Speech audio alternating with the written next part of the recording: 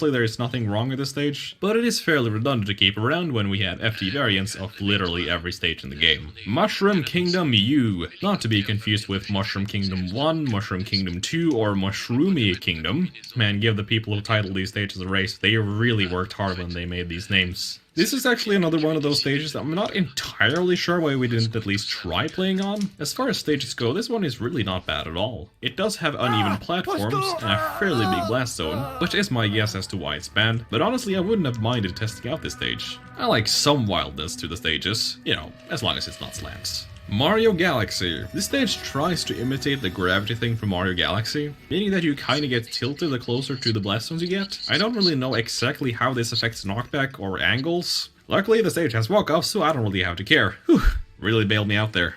You know, sometimes walk-offs can be your friend. Mario Circuit. Another transition stage, though this one is a bit more of a volatile one than the last. This one has not only hazards while transitioning, but also some of the transformations have the entire blast zones covered in walls or ceilings. If it was just the starting layout, it would have been a slightly different Smashville. Maybe it would have been legal? Who knows? I mean, I wouldn't be surprised since Yoshi's is still legal. Skyloft! This is yet another one of those stages I don't really get why we didn't test more extensively.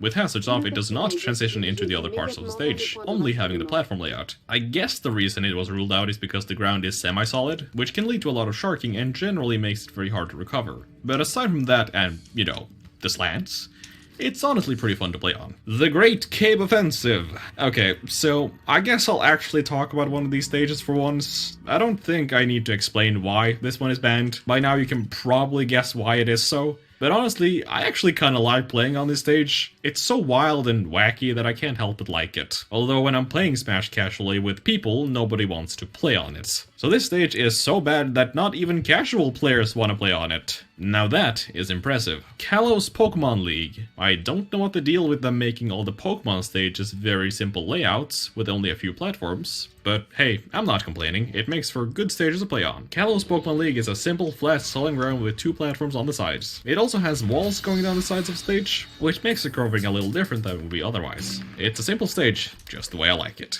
Colosseum. It's basically just small bridge of Elden. With hazards off, the platforms don't really rise up from the ground, leaving it with a flat stage with walk-offs on the side. Not much more to say, honestly. Flat Zone X. It's another tiny walk-off stage. It has random platforms that are different every time, which is cool, I guess. But it's another walk-off. I don't know why they felt the need to make so many walk-offs in Smash 4, but hey, I guess it's better than adding only 4 new stages at launch. Palutena's Temple. Again, I would say that this stage is too big, but that's what everyone said about Ridley during Smash 4, and we all know how that went out. Ridley is truly an inspiration to all of us. It really makes you think, and maybe one day we'll actually see the time when Palutena's Temple is legal in competitive Smash. Just kidding. Gamer! This map is semi-random every time you play on it, with some of the platforms gone in some games and other times they are there. Obviously a stage that is this random is not really a thing for competitive, even if there is a few legal combinations in there. I guess we're just not epic enough to play on this stage. Garden of Hope. With hazards off, all the destructible hazards are removed, and the scales on the sides are stationary as well. However, because of this, the bridge in the middle is gone as well, meaning that the stage is split in half with 2 sections on each side, which again makes approaching difficult. Aside from that, the stage is also really big, which makes you live for quite a bit longer unless you're fighting really close to the blast zones. Town and City. A classic. It was legal for the entirety of Smash 4, and I don't see why it should be an Ultimate as well. The strange thing is that despite hazards being off, the stage still has moving platforms, which is pretty rare seeing how a stage like Smashville has a stationary platform when they are turned off, but I kinda like this stage with the moving platforms anyway. It made one of the dumbest plays in all my years of playing Smash happen, so I'm very grateful for that. It was, pretty dumb. Wii Fit Studio! More walk-offs, yeah! It's got random platforms, I guess. That's cool. Boxing Ring. The platform on the top of the ring is not destructible when hazards are off, making it a fairly good camping position. And fighting up there so close to the top blast zone is not exactly something you want to do. Also, there's walk-offs, so, you know. Garo Plain. Another pretty huge stage. Despite being so big, there is very little actual ground to fight on, having a huge gap in the middle with only a few scattered platforms about. The little ground there are walk-offs, because of course they are. With hazards off, Metalface does not show up, which is honestly kinda sad, because his quotes are really good. I don't know, I just kinda like when he says Monado boy in a super British accent. Hey, Monado boy! Like, how can you not like that? Duck Hunt. Duck Hunt is actually a pretty interesting case of a stage that was legal for quite a long time during Smash 4, but was banned after a while. While it was legal, it did function fairly well. It wasn't the worst thing ever, but the tree on the left side did cause some problems. It was not, surprisingly enough, a pretty good camping spot. The reason it was legal was mostly just because of the lack of good alternatives. So when Ultimate rolled around, they just banned it right off the bat. It's not really a bad stage, but when we have better alternatives, it's just better to go with those. Wrecking Crew. This stage is kinda weird. It's one of the very few stages that have ladders. 75M had them as well, but I didn't really talk about them. So I guess I'll do that now. You can climb on them.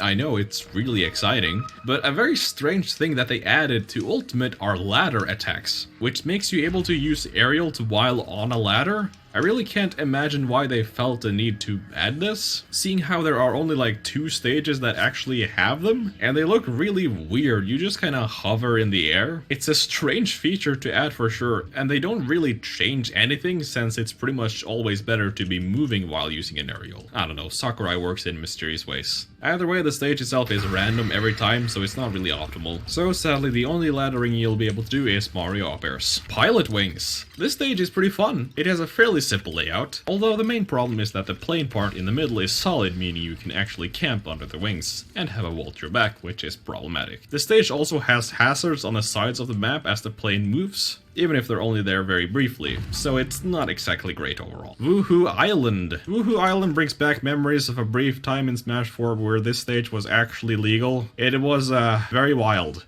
In Ultimate, however, we have hazards off, which makes the stage way more tame. It has the same problem as Skyloft, being a semi-solid platform, meaning sharking and recovering is kinda suspect here. But aside from that, it could have actually been a fairly good stage. Oh well. Windy Hill Zone! Another stage with the strained Mario Galaxy gravity, which, as I stated earlier, make knockback and angles behave very strangely. Aside from that, the stage is very big and has a lot of long platforms scattered about. There's also a really tall platform on the right side, which makes for a good camping spot. So, not optimal. Wily's Castle. With hazards off, this is pretty much just Final Destination with walls down to the blast zones. It's not really used because its inclusion would be pretty redundant, but had we not had Final Destination, it would probably be legal. Pac-Land. This stage might be one of the worst things ever created by humanity. It is such a mess, I can't help but like it. It's a side-scroller with walk-offs, so we're already off to a great start. There are tons of walls and obstacles in the way. During this part, you can hardly tell what is even happening. When you reach the end, the stage turns around and you go back to the start. It then starts scrolling really fast and throws cacti, pits, and walls at you,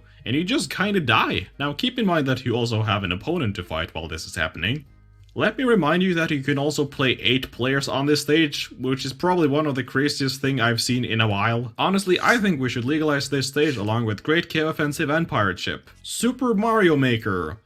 Mario Maker is a very strange stage. Unlike some of the stages we have talked about, it's completely random every time. There is some predictability to it, but the different stages can vary wildly. With hazards off, it looks like most of the hazards are gone, like the lava and ice elements. But there is still a very good chance you'll get a wall or a ceiling at some point. Either way, it's random, so you know. Suzaku Castle. This is pretty much camping heaven. It gives you the refined choice of being able to camp on the right side where there is a walk-off, an excellent option, or the left side where there are platforms over a pit really close to the left side blast zone. Another fine consideration. Either way, it's not exactly great for competitive, unless you want both players to just stand in their corner and throw projectiles at each other. Midgar. Midgar is Battlefield. That's it. I'd almost be willing to argue that this map should be legal along Battlefield as a shared ban, just for the sake of music variety, but then I remembered that this map only has 2 tracks, so maybe it's not such a bad thing after all. Umbra Clock Tower. It's Final Destination with severe vertigo and the world's tiniest slant. New Donk City Hall. Finally, we're getting into the new Ultimate stages that were created for the game's launch. You know, all 4 of them. New Donk is another transition stage. The platform while it's moving is semi-solid, but the different places it lands have much more pressing issues, like walk-offs. I've said this word so many times today that it's starting to lose its meaning. Thank God we're close to the end here. Great Plateau Tower. It has a massive ceiling which takes up about 50% of the air above the stage, which along with making teching and living forever really easy, it also just limits how much you can move around. Aside from that, it's a fairly balanced stage, but the ceiling is a bit too much. Moray Towers. This stage has some weird properties where if you run onto these platforms, you always go down, even though it looks like you're going to run up. I'm really running out of things to say about these stages, man. It kinda has the same problem as Tomodachi Life from earlier, being just too much stage horizontally. It's also, like, exclusively made of slants, so you'll probably know how I feel about the stage overall. And finally, Dracula's Castle. For some reason, this stage has a filter over the camera, which kinda darkens the side of the screens a bit. It's not really enough to obstruct any action, but they really wanted to set the mood, I guess. It really bothers me how close this stage is to being legal, but just loses out because of a few minor factors. Had it not been for the walls and the stair on the right, it might actually have been considered, and we could have had Castlevania music in tournaments, but alas, it was not meant to be. But that is going to do it, I think. I've now gone through every single stage in the base game of Smash Ultimate. Now, as for DLC stages, seeing how there are 6 more stages to be added in later DLC, I'll dedicate a separate video to those when they are all out. Seeing how it would be a little incomplete to cover just the few that are out now, and then make a separate video on just the remaining later. However, I hope you enjoyed this journey through all of Ultimate stages. And hopefully it cleared some things out for those who were curious. In any case, let me know how much you probably disagree with me in the comments, and I'll make sure to maybe read it. In any case, thank you for watching, and I'll see you next time.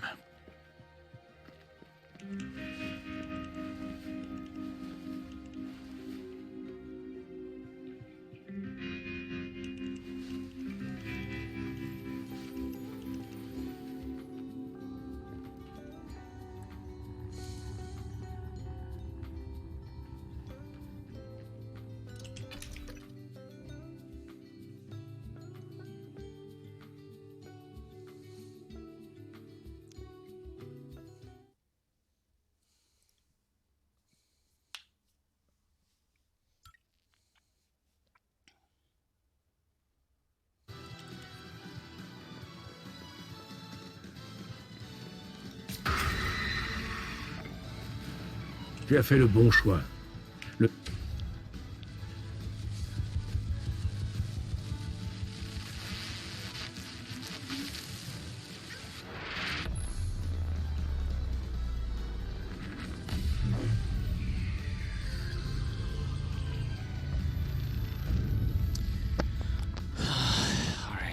Que sont les neuromodes? Eh bien, la réponse est à la fois simple et compliquée.